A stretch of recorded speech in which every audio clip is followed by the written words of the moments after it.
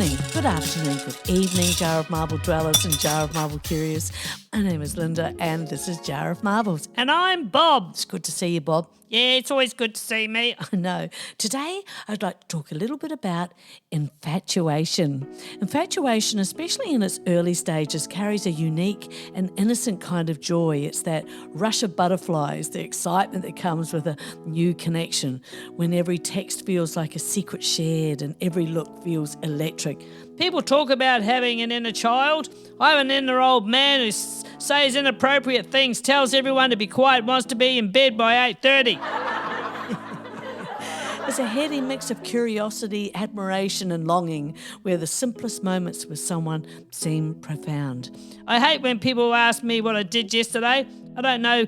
Don't know. I breathed, probably got mad at something, sighed heavily. The list goes on. In the early days of infatuation, we see the world through a lens of possibility.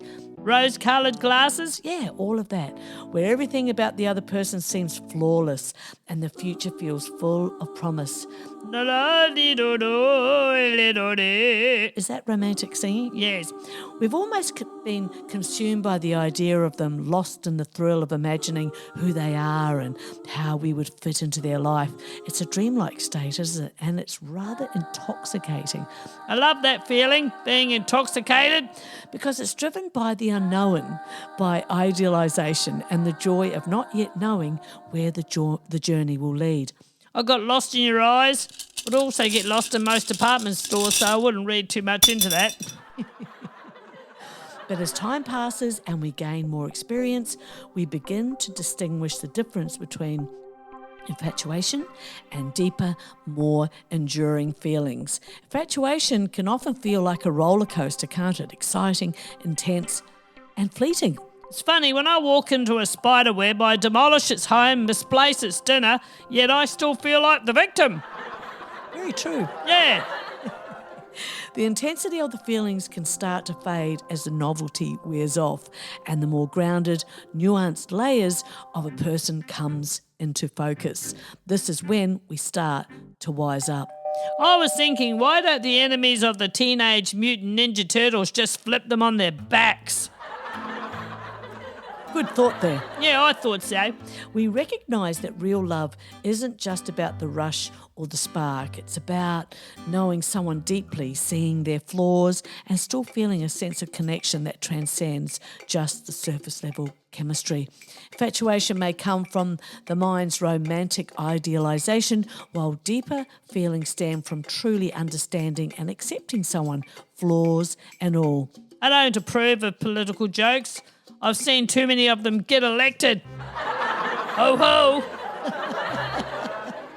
The wisdom that comes with age or experience helps us appreciate the difference. So true. We learn that the intensity of infatuation isn't the same as the quiet, steady comfort of knowing someone intimately. Also very true. We start valuing the moments of vulnerability, emotional depth, and shared growth that true, lasting connections are built upon. Also very, very true. Infatuation can be a beautiful start, but the joy of deeper feelings comes from understanding that love, at its core, is about more than just the rush. It's about partnership, trust, and commitment. And that sounds nice. Well, I think it sounds nice too, Bob. Yeah. Ultimately, infatuation is a beautiful part of the journey, but it's the wisdom that comes from experiencing the difference that helps us seek and build more meaningful, lasting relationships. It's in the quiet moments, the mundane days, and the shared experiences that true depth of love reveals itself. Did you know that the shin bone is a device for finding furniture in a dark room? Yeah. Infatuation can be an intense and exhilarating feeling, often clouded by the excitement of new love or attraction. However, it carries significant risks when it starts to become entangled with our sense of self-worth. Here we go. Infatuation is, in many ways, a projection of our desires and fantasies onto another person. Hey, did you know that dolphins are so smart that within a few days of captivity, they can train people to stand on the very edge of the pool and throw them fish? That's another way of looking at it. Yeah, that's what I thought. While infatuation feels powerful in the moment, it's often superficial and fleeting, driven by idealised perceptions rather than the genuine, grounded connection. One of the dangers of infatuation is how it can make us lose sight of who we truly are. How is it that one careless match can start a forest fire, but it takes a full box to start a campfire? Yeah. Very true. Yeah, I thought so. When we base our sense of self-worth on another person's approval or attention, we set ourselves up for emotional instability. Oh no, that doesn't sound good. No, infatuation has a way of placing the object of our affection on a pedestal, and we may start to feel incomplete or unworthy without their validation. This dependency on external affirmation can erode our self-esteem and self-respect over time, leaving us vulnerable to emotional manipulation or disappointment when things don't unfold the way we hope. Some people say if you can't beat them, join them. I say if you can't beat them, just beat them, because they'll be expecting you to join them, so you'll have the element of surprise. Yeah. Okay. Moreover, when infatuation intertwines with our self-worth, it distorts our sense of boundaries and priorities. It's very complicated, infatuation. Well, yeah, if it gets out of hand, absolutely. We may begin to ignore our own needs, values, or our dreams just to keep someone interested or happy, which ultimately harms our personal growth. Godfathers, don't do it. The more we invest in someone else's point of view, the less we are able to cultivate a strong, independent sense of self. Oh, yes, yes, yes.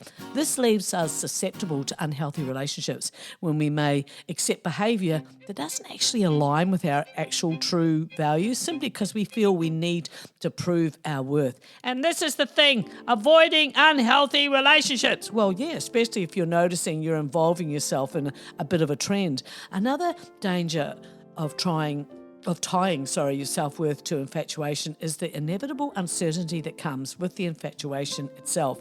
It's often based on an idealized version of the other person, and once the reality sets in, the emotional roller coaster can be so painful. Can only imagine. As quoted by C.S. Lewis, isn't it funny how day by day nothing changes, but when we look back, everything is different?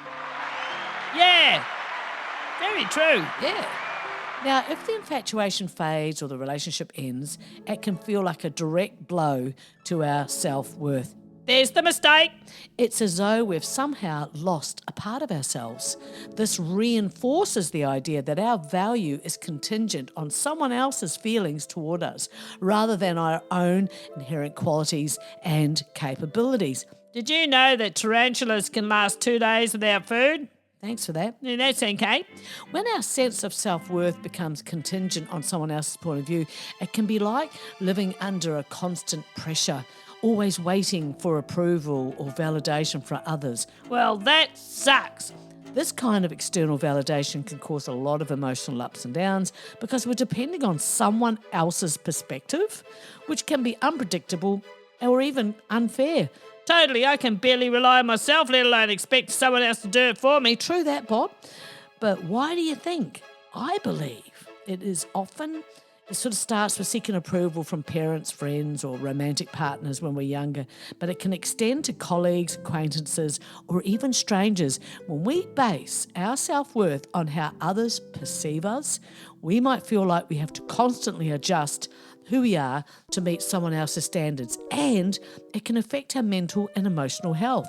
So what can we do to break free from this? Answers! I need answers! Cultivate self-awareness. Oh yes, of course, self-awareness. Yeah, start by identifying when you're relying on another's or others' opinions to feel good about yourself. It is truly quite interesting when you do. Are you second-guessing yourself after a conversation or measuring your worth based on how someone treated you? Becoming aware is the first step to changing this pattern. Yeah, oh yes. Hey, what do you call a line of rabbits marching backwards? A receding hairline. Sometimes we have to consider rebuilding self-compassion. Instead of measuring your worth through external lenses, try focusing on being kind and understanding to yourself. See, I like that. Now that seems doable. This means accepting that everyone has flaws, including you. Yeah, how about that for a concept, eh? Because when we make mistakes or face rejection, it doesn't diminish our value as a person. Shifting your focus on your internal validation, like shift your focus inward. You know, I like older women because they've gotten used to life's disappointments, which means they're ready for me. Oh, Bob. Yeah. Ask yourself, what makes you feel proud, content, or fulfilled? This whole infatuation thing, it's really an ongoing pattern. It can be connected to patterns that you may have learnt long before they came into your life. The truth is when, say, they haven't texted you back while you're in infatuation mode, you could be setting yourself up for a fall. And here's the thing. This is not about them. This is about you. Most of us were not taught how to expect respect. Oh, yeah, that's true. Our fears that you might have, or old fears really, that you may not have faced, your job is to heal every part of yourself. That's right. That's right, absolutely. Identify the things you value and enjoy about yourself, regardless of how others might see them. It might be your creativity, your ability to be kind, your work ethic, or any other personal trait. When someone makes fun of you being short, they're basically saying that the worst thing about you is that there just isn't enough of you. Oh, I like that. Oh, I like that. I like that too. And dynamite comes in small packages. Oh, I like that. I know. You have to set boundaries with others. Now, wait, I don't mean confronting them if that isn't an option. If someone's opinion consistently weighs too heavily on you, it might be time to establish boundaries. This doesn't mean cutting people off, but rather making it clear that while you respect their opinion, your sense of worth doesn't rely on it. Boom! That's right. Surround yourself with supportive people. Choose to spend time with people who uplift you and accept you as you are. These individuals will help reinforce your sense of self-worth and remind you of your value independent of others' judgments. I reckon if they invented an alarm clock that releases spiders, yeah, now you're up, eh? Now you're up. True. Practice self-reflection. That's journaling, isn't it? There's definitely something to it. Yeah? I started doing it. It's really helpful in ways I actually never thought. That's the thing about doing activities that you wouldn't ordinarily do. Meditative practices can help you reconnect with your true self and create a stronger sense of your self-value. You meditate, don't you? I do, and it's lovely to say the least. I actually do my best work with my eyes closed. Ask yourself questions like, what do I truly value in life? Or how can I show up for myself today? How can I show myself love today?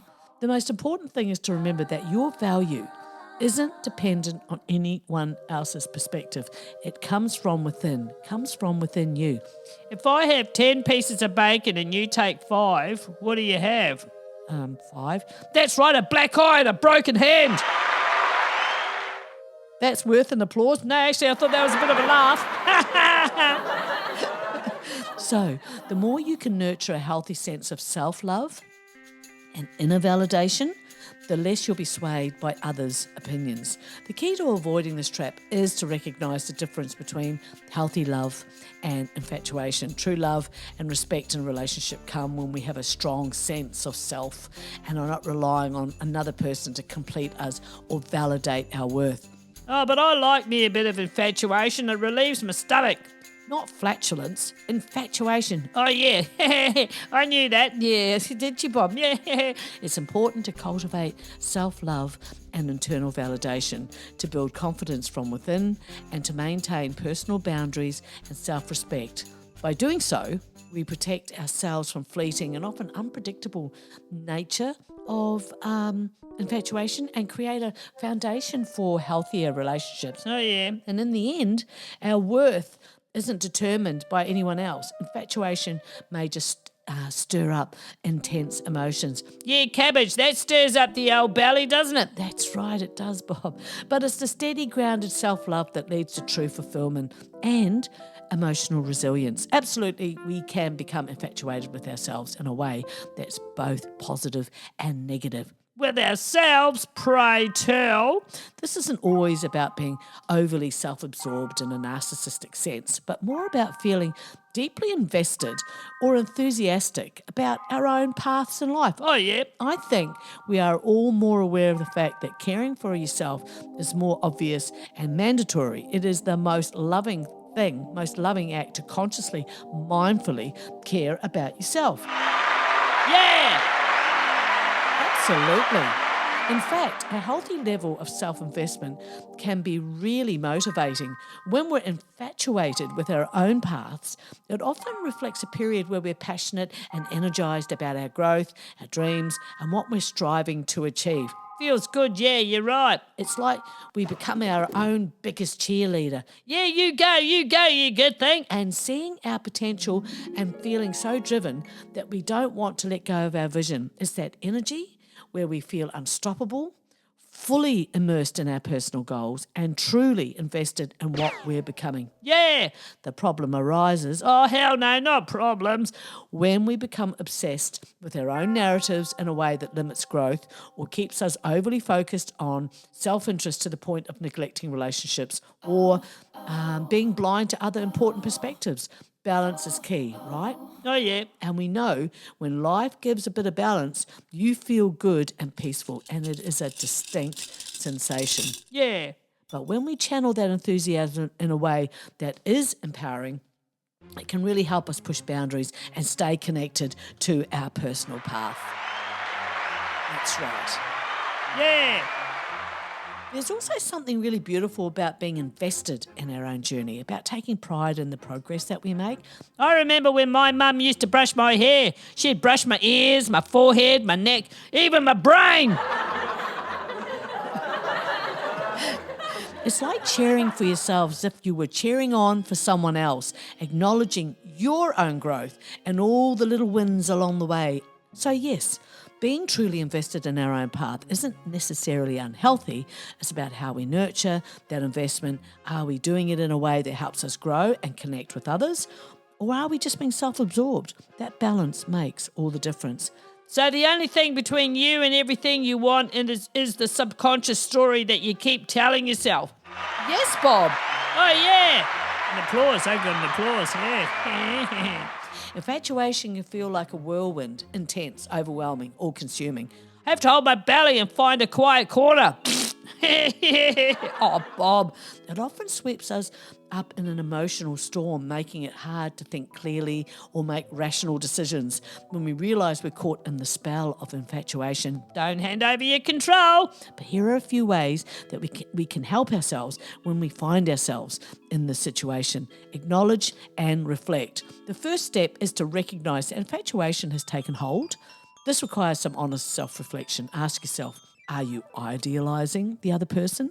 Are your feelings more about the fantasy of who they are rather than who they really are?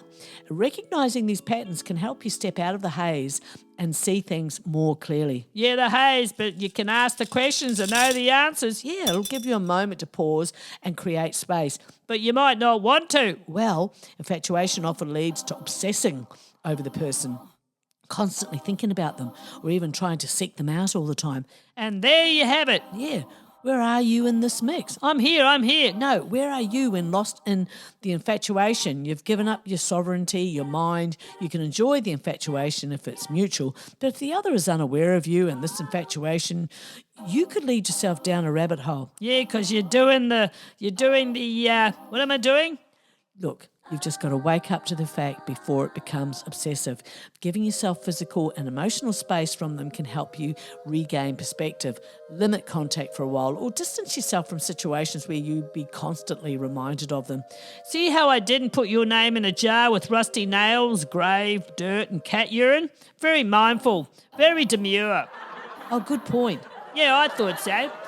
Yeah, when it's getting nasty with spells and wishing ill of someone you're infatuated with, That's karma. That's going to be coming right back to you.